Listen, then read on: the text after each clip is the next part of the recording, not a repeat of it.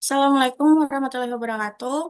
Di sini kami dari kelompok 5 akan menjelaskan RMK dari mata kuliah Akuntansi Keuangan Menengah 1, Bab 3, Sistem Informasi Akuntansi. Kami yang beranggotakan saya sendiri, Mirama Syamsiadi Putri dengan NPM akhir 140. Lalu selanjutnya ada rekan saya, Karina Wahyunita dengan NPM akhir 143. Lalu ada Gladisti Cornelia Agri, NPM akhir 146. Ada Navia Hayati, NPM akhir 149. Dan ada Amika Puji Lestari dengan NPM akhir 149. Next. Di sini kami akan menjelaskan sistem informasi akuntansi, basic transaction, adjusting entries, financial statement perusahaan dagang. Next. Yang pertama yaitu sistem informasi akuntansi. Jadi sistem informasi akuntansi ini adalah sistem yang mengumpulkan, mencatat, menyimpan, dan memproses data akuntansi untuk memberikan informasi kepada yang bersangkutan agar lebih mudah dalam mengambil keputusan. Next. Selanjutnya ada terminologi dasar. Jadi terminologi dasar ini merupakan istilah pokok yang biasanya digunakan untuk memahami informasi akuntansi. Beberapa di antaranya itu ada satu peristiwa, yang mana peristiwa yang dimaksud ini merupakan suatu kejadian yang menyebabkan berubahnya proses akuntansi. Lalu ada transaksi, yang ketiga ada akun, lalu ada akun real dan nominal real, lalu ada buku besar, jurnal, lalu ada yang ketujuh ada posting. Yang mana posting ini merupakan proses memindahkan angka penting dari buku catatan transaksi awal ke buku besar. Lalu yang kedelapan ada trial balance. Trial balance ini ada dua, yaitu neraca saldo belum disesuaikan dan neraca saldo setelah disesuaikan. Lalu yang kesembilan ada jurnal penyesuaian. Jadi jurnal penyesuaian ini merupakan jurnal yang biasanya dibuat di akhir periode akuntansi untuk memperbarui semua akun berdasarkan akrual. Sehingga perusahaan ini dapat menyiapkan laporan keuangan yang benar. Lalu yang ke-10 ada laporan keuangan. Laporan keuangan ini ada laporan posisi keuangan, laporan laba rugi, laporan arus kas, dan laporan laba ditahan. Yang mana laporan posisi keuangan ini menunjukkan kondisi keuangan perusahaan pada akhir suatu periode. Laporan laba rugi ini mengukur hasil aktivitas perusahaan selama periode tersebut, apakah perusahaan laba atau rugi. Lalu ada laporan arus kas, yang mana laporan arus kas ini melaporkan kas yang disediakan dan digunakan oleh aktivitas eh, perusahaan selama periode tersebut. Lalu ada laporan laba ditahan. Laporan laba ditahan ini menyesuaikan dan menghitung kembali saldo laba ditahan dari awal periode sampai akhir periode dengan cara menambahkan laba bersih dan mengurangi dividen atau penarikan pemilik. Sehingga diperoleh saldo laba ditahan yang benar di akhir periode. Lalu yang ke-11 ada jurnal penutup. Jadi jurnal penutup ini merupakan proses formal yang dilakukan oleh perusahaan untuk mengurangi semua akun nominal menjadi nol dan menentukan serta mentransfer laba bersih atau rugi bersih ke akun ekuitas. Next. Dan selanjutnya debit kredit. Jadi pada debit kredit ini aset dan beban apabila bertambah akan masuk ke debit, sedangkan kalau berkurang ke akan masuk ke sebelah kredit. Sedangkan pada utang dan modal, maksud saya, sedangkan pada utang, modal dan pendapatan itu apabila bertambah akan masuk kredit. Sedangkan kalau berkurang akan masuk debit. Yang mana saat membandingkan total kedua sisi tersebut, baik debit maupun kredit, sebuah akun ini akan menunjukkan sebuah saldo debit jika total jumlah debit melebihi kredit. Dan akun akan menunjukkan saldo kredit apabila jumlah kredit melebihi debit. Next. Nah, selanjutnya persamaan akuntansi. Persamaan dasar akuntansi itu harta sama dengan utang plus modal. Yang mana modal ini akan bertambah jika ada setoran modal, laba atau pendapatan dan akan berkurang jika ada dividen atau pengeluaran. Next.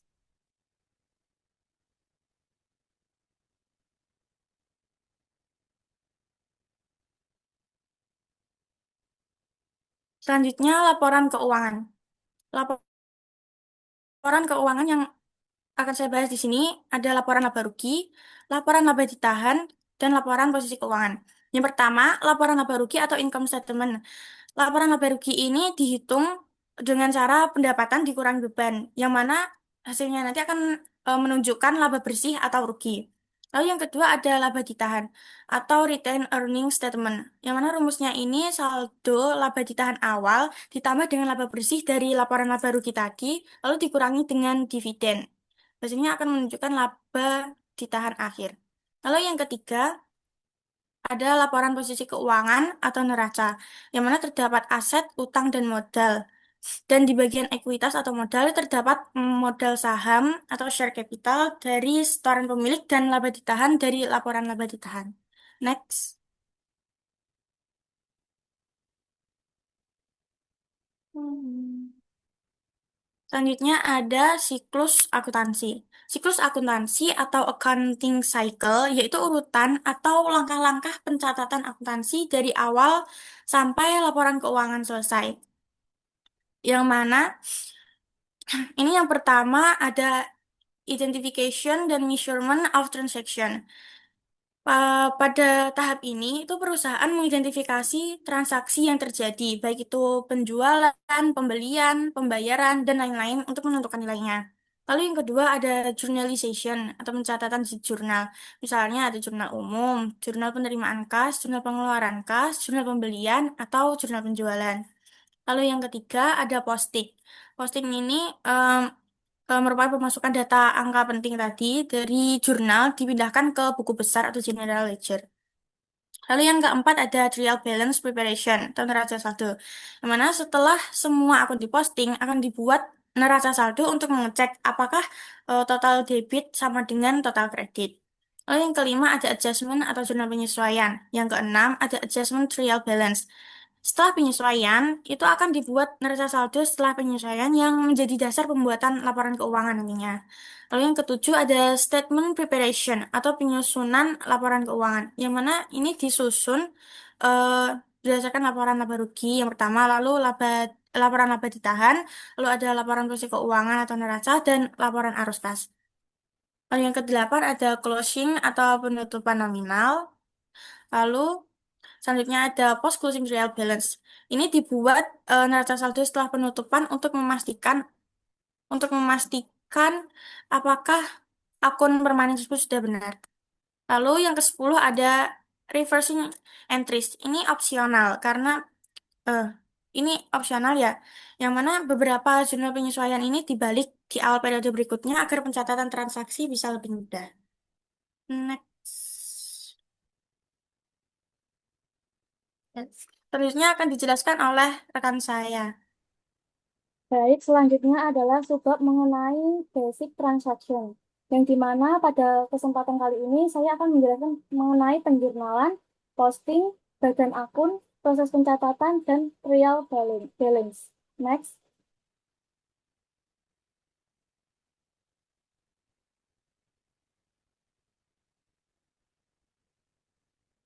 Penjurnalan. Penjurnalan ini merupakan proses mencatat transaksi dan peristiwa lain dalam jurnal umum.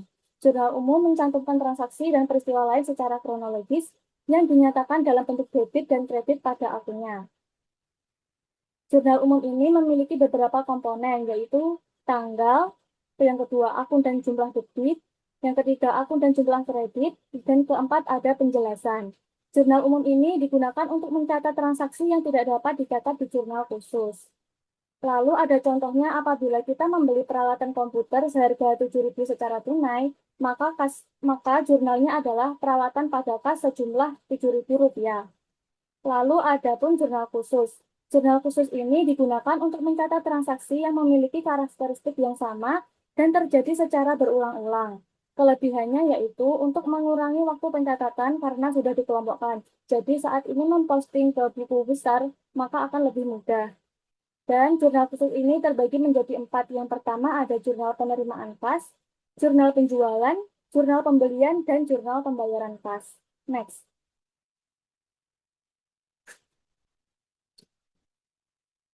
Sekarang adalah posting. Di sini, posting merupakan prosedur memindahkan entry jurnal ke akun buku besar. Prosedur yang pertama yaitu Dalam buku besar, masukkan tanggal, halaman jurnal, dan jumlah debit yang tercantum pada jurnal yang sesuai di akun yang didebit. Lalu yang kedua, pada kolom referensi jurnal, tulis nomor akun tepat tempat jumlah debit diposting. Lalu yang ketiga, dalam buku besar, masukkan tanggal, halaman jurnal, dan jumlah kredit yang tercantum pada jurnal yang sesuai. Lalu yang keempat, pada kolom referensi jurnal, tulis nomor akun tempat jumlah kredit diposting. Jadi, dapat dilihat pada gambar di samping yang mana kita dapat melihat bahwa di situ ada akun yang tersendiri di buku besarnya. Kas ada 20 juta yang mana berada di saldo debit. Begitupun pada modal yang berada di sebelah kredit. Adapun referensi ini dicatat di bagian jurnal apabila sudah diposting ke buku besar. Jadi angka 111 itu akan diposting ke referensi di jurnal. Angka ini untuk menunjukkan nomor akun buku besar dari akun yang bersangkutan dan menunjukkan penyelesaian pencatatan untuk akun tertentu. Misalnya untuk di referensi bagian buku besar itu tertulis JU01, yang itu menyatakan bahwa akun tersebut berasal dari jurnal umum halaman 1. Next. Selanjutnya adalah bagan akun. Bagan akun ini yang mana mengelompokkan beberapa akun, yang mana yang pertama ada dari angka 101 sampai 199, terdiri dari akun-akun berupa aset atau harta. Lalu ada angka 200 sampai 299 pada akun liabilitas. Lalu ada akun 300 sampai 399 akun equity, angka 400 hingga 499 revenue, angka 500 sampai 799 termasuk akun expense atau beban, lalu akun angka 800 sampai 899 termasuk akun pendapatan lainnya, lalu untuk angka 900 sampai 999 adalah untuk akun beban lainnya. Jumlah dan jenis akun yang digunakan setiap perusahaan itu berbeda, tergantung pada seberapa detail yang diinginkan manajemen. Sebagian besar, perusahaan memiliki bagan akun agar mudah mengidentifikasi lokasi akun di buku besar. Adapun contoh yang dimiliki oleh Yasiji Advertising AS, yang mana mereka memiliki beberapa akun pada gambar di sampingnya. Oke, next. Selanjutnya ada proses pencatatan. Di sini saya memberikan contoh dua transaksi. Yang pertama adanya investasi tunai oleh pemegang saham. Di situ terlampir bahwa transaksinya pada tanggal 1, Yasiji menginvestasikan modal sebanyak 100.000.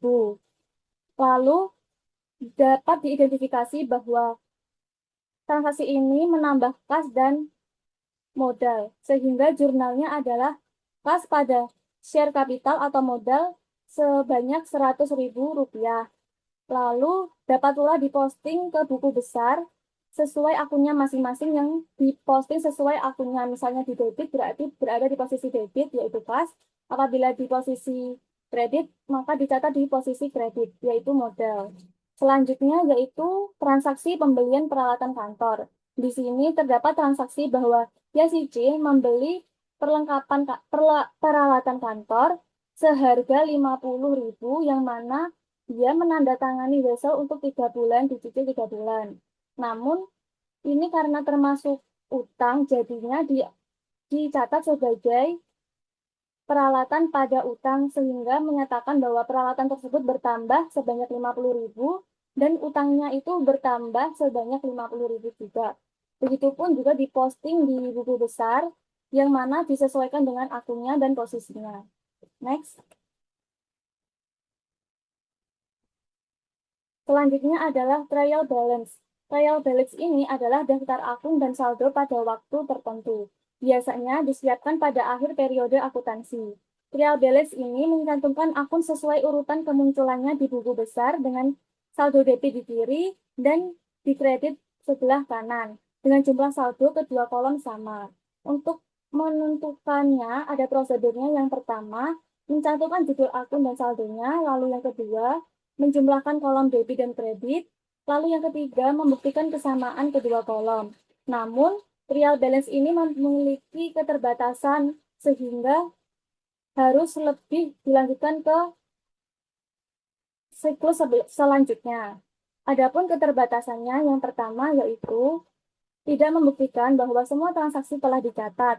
Lalu yang kedua, melewatkan pemostinan entry jurnal. Lalu yang ketiga, memosting jurnal 2 kali. Lalu yang keempat, menggunakan akun yang salah. Lalu yang kelima, kesalahan yang saling menyadakan dalam mencatat jumlah transaksi. Jadi dari adanya trial balance ini karena memiliki keterbatasan itu, hingga akhirnya akan dilanjutkan ke jurnal penyesuaian. Oke, next.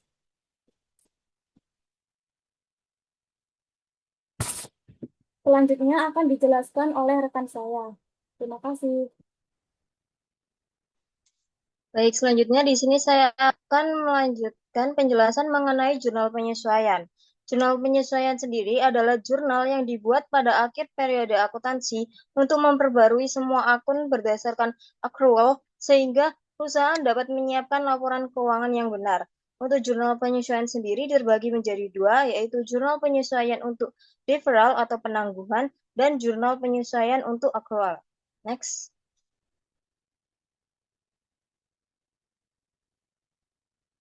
Baik, yang pertama di sini saya akan menjelaskan mengenai jurnal penyesuaian untuk deferral atau penangguhan. Nah, definisi dari penangguhan sendiri adalah beban atau pendapatan yang diakui pada tanggal setelah tanggal pertukaran kas awal. Dua jenis penangguhan ini, yaitu yang pertama beban dibayar di muka. Beban dibayar di muka adalah biaya yang habis masa berlakunya seiring dengan berjalannya waktu seperti sewa dan asuransi, atau melalui penggunaan dan konsumsi seperti perlengkapan.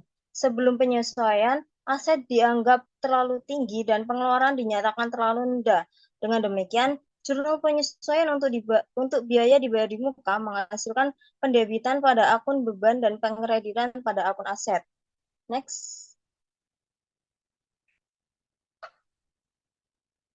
Nah, di sini terdapat transaksi yang umumnya terjadi pada beban dibayar di muka, yaitu yang pertama penyesuaian untuk perlengkapan, lalu yang kedua penyesuaian untuk asuransi, dan yang ketiga penyesuaian untuk penyusutan aset.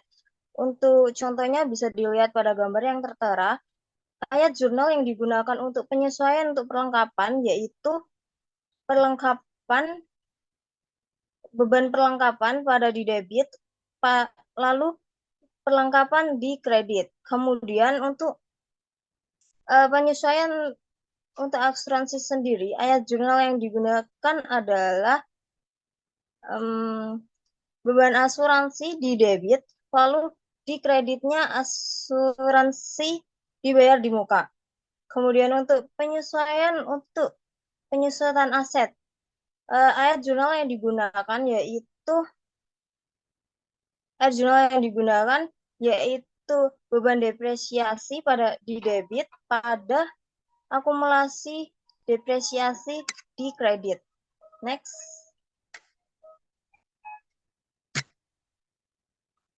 Lalu untuk subjenis kategori deferral yang kedua yaitu pendapatan yang belum diterima. Artinya ketika perusahaan menerima uang tunai sebelum layanan dilakukan, mereka mencatat kewajiban dengan menambah atau mengkredit akun kewajiban yang disebut pendapatan yang belum diterima. Dengan demikian, jurnal penyesuaian untuk pendapatan yang belum diterima menghasilkan debit atau penurunan pada akun kewajiban dan kredit atau peningkatan pada akun pendapatan. Next. Oke, untuk yang selanjutnya di sini saya akan menjelaskan mengenai penyusutan untuk accrual. Penyusutan untuk accrual adalah yang dimaksud yaitu perusahaan membuat jurnal penyesuaian untuk accrual guna mencatat pendapatan atas jasa yang diberikan dan biaya yang dikeluarkan pada periode akuntansi berjalan. Dengan demikian, jurnal penyesuaian untuk accrual akan meningkatkan baik akun laporan posisi keuangan maupun laporan laba rugi. Untuk jenisnya sendiri, yang pertama ada pendapatan accrual, yaitu pendapatan untuk jasa yang telah dilakukan tetapi belum dicatat pada tanggal laporan. Jurnal penyesuaian mencatat piutang yang ada pada tanggal laporan posisi keuangan dan pendapatan atas jasa yang diberikan selama periode. Nah, sebelumnya pendapatan akrual ini bisa disebut juga pendapatan yang harus diterima.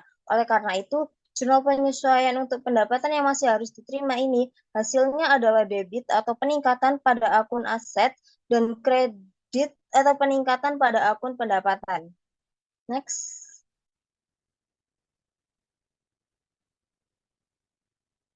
Untuk subkategori akrual yang kedua yaitu beban akrual. Definisi dari beban akrual sendiri adalah beban yang telah terjadi tetapi belum dibayar atau dicatat pada tanggal laporan, disebut juga dengan beban yang masih harus dibayar.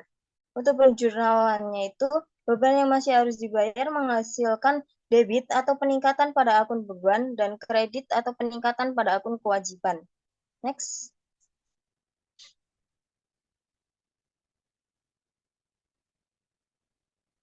Oke, untuk contohnya di sini beban akrual terdapat transaksi umum yang terjadi pada beban yang masih harus dibayar atau beban akrual. Transaksinya terdapat 3 transaksi, yaitu penyesuaian untuk bunga, lalu penyesuaian untuk gaji dan upah, dan yang ketiga penyesuaian untuk piutang tak terdaging. Untuk contohnya bisa dilihat pada gambar. Next.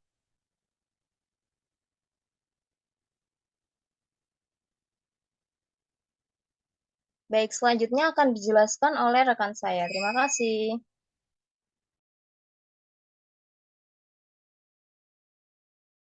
Selanjutnya yaitu menyusun laporan keuangan dari neraca saldo yang disesuaikan dan menyusun jurnal penutup. Laporan keuangan disusun langsung dari neraca saldo setelah penyesuaian atau adjust trial balance. Urutan penyesuaiannya ada 3, yaitu ada 3 kalau tidak salah. Yang pertama ada laporan laba rugi atau income statement.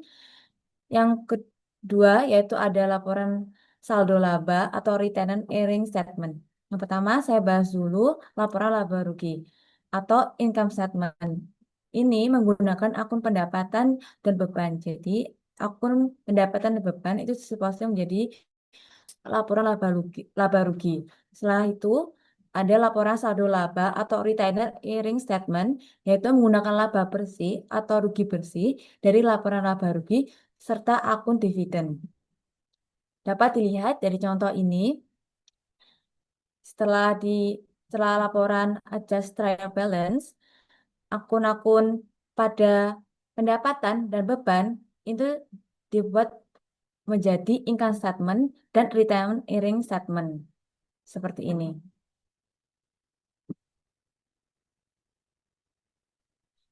Setelah itu, yang ketiga yaitu laporan posisi keuangan atau statement of financial position, yaitu menggunakan akun aset, liabilitas, ekuitas, atau modal saham, dan saldo laba akhir.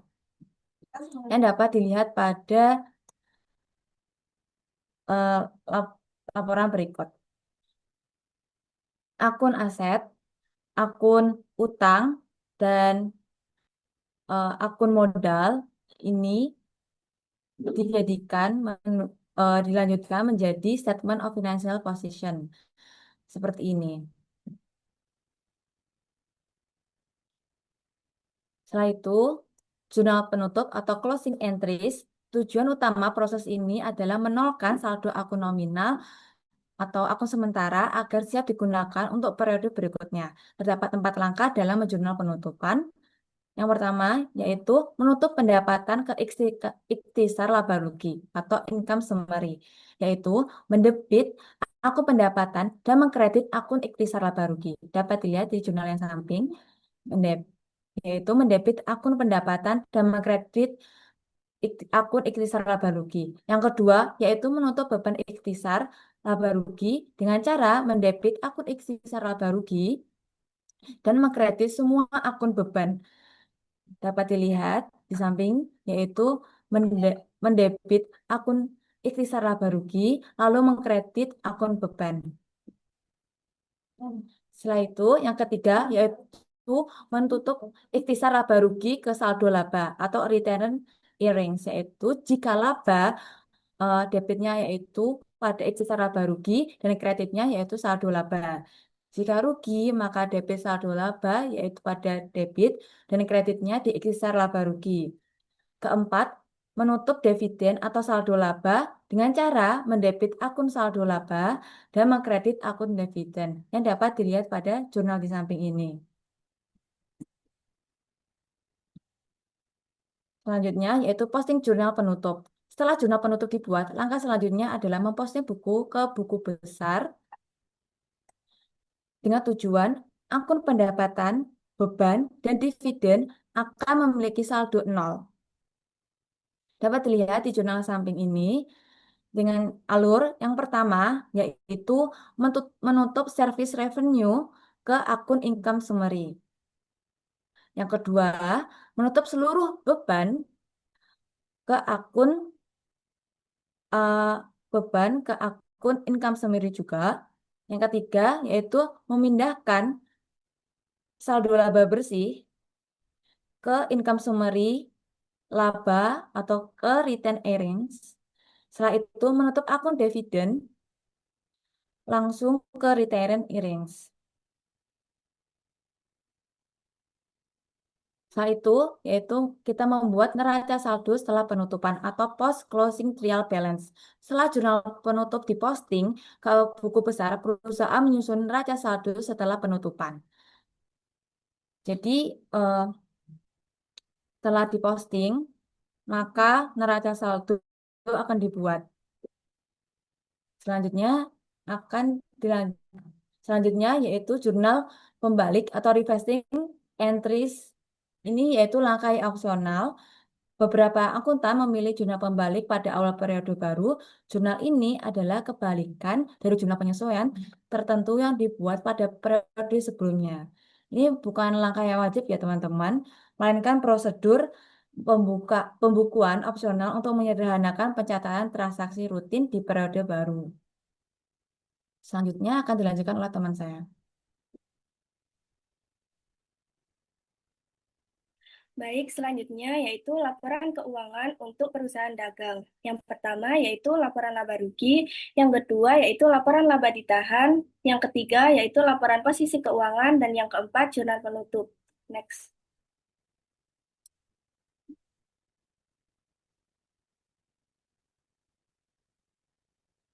Next.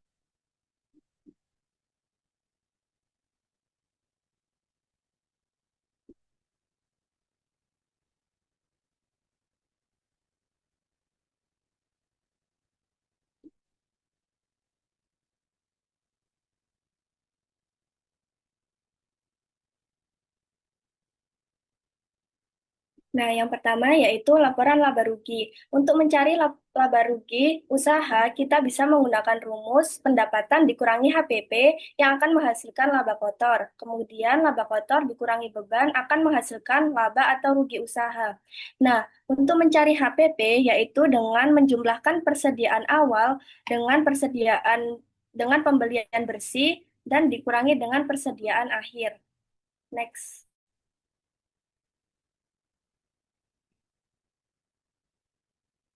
Nah, yang kedua yaitu laporan laba ditahan. Suatu perusahaan dapat menahan laba bersih yang diperoleh dari bisnisnya atau dapat mendistribusikannya kepada pemegang saham melalui pembayaran dividen. Nah, caranya yaitu dengan menjumlahkan laba ditahan pada periode awal ditambah dengan laba bersih, kemudian dikurangi dengan dividen. Nah, ini nantinya akan menghasilkan laba ditahan di akhir periode. Next.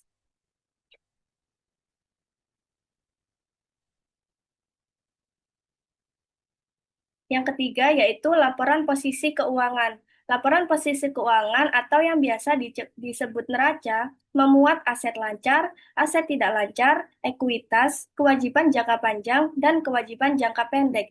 Nah, sebagai rumus yang sederhana yaitu aset sama dengan ekuitas plus liabilitas. Nah, pada bagian sisi aset dan ekuitas plus liabilitas ini harus balance. Next.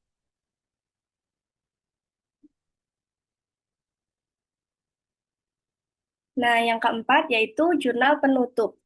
Nah, jurnal penutup ini digunakan untuk menutup akun-akun nominal. Yang pertama yaitu menutup akun pendapatan atau penjualan ke ikhtisar laba rugi. Yang kedua yaitu menutup akun beban dan pembelian ke ikhtisar laba rugi. Yang ketiga yaitu menutup akun Ikhtisar laba rugi ke modal, dan yang keempat yaitu menutup akun PRIV ke modal. Next.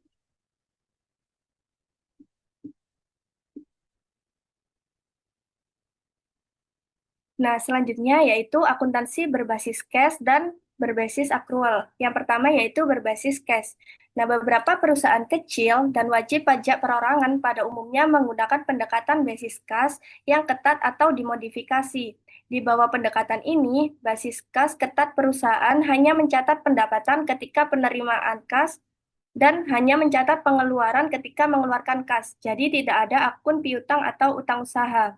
Sedangkan pada akuntansi berbasis akrual, yaitu mereka mengakui pendapatan ketika kewajiban kinerja dipenuhi dan biaya pada periode tersebut dikeluarkan, tanpa memperhatikan waktu penerimaan atau pembayaran kas. Next. Nah, selanjutnya yaitu jurnal pembalik. Penggunaan jurnal pembalik ini menyederhanakan pencatatan transaksi pada periode akuntansi berikutnya.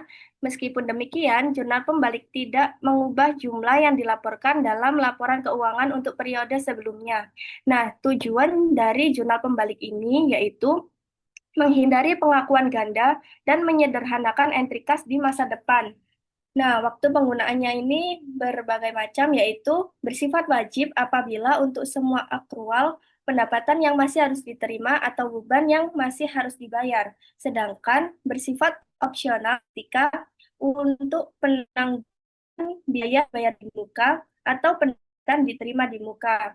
Nah, jika awalnya dicatat langsung ke beban atau pendapatan, sedangkan tidak digunakan ketika untuk penyusutan aset tetap dan piutang tak tertagih. Next.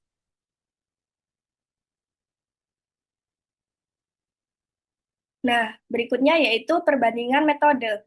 Nah, pada situasi tanpa jurnal pembalik dan dengan jurnal pembalik. Nah, pada situasi pencatatan tanpa jurnal pembalik yaitu harus memisahkan pembayaran antara utang periode lalu dan beban periode berjalan. Sedangkan pada penggunaan dengan jurnal pembalik yaitu seluruh pembayaran langsung dicatat ke akun beban.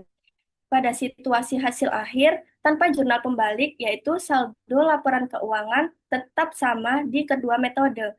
Sedangkan ketika dengan jurnal pembalik, yaitu saldo laporan keuangan tetap sama di kedua metode. Next.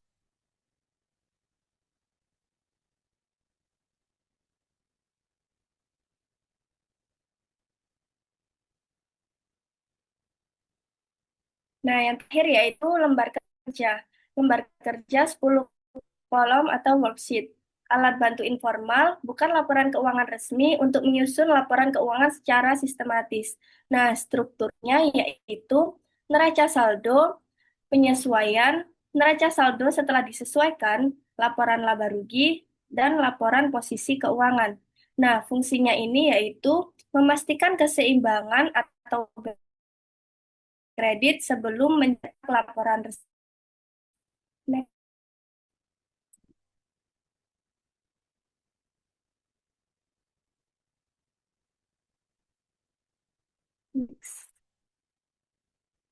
Nah, itu tadi adalah materi yang dapat kelompok kami sampaikan. Kurang lebihnya mohon maaf, dan apabila ada kurang jelasnya, kita mohon maaf yang sebesar-besarnya. Sekian dari kami. Wassalamualaikum warahmatullahi wabarakatuh.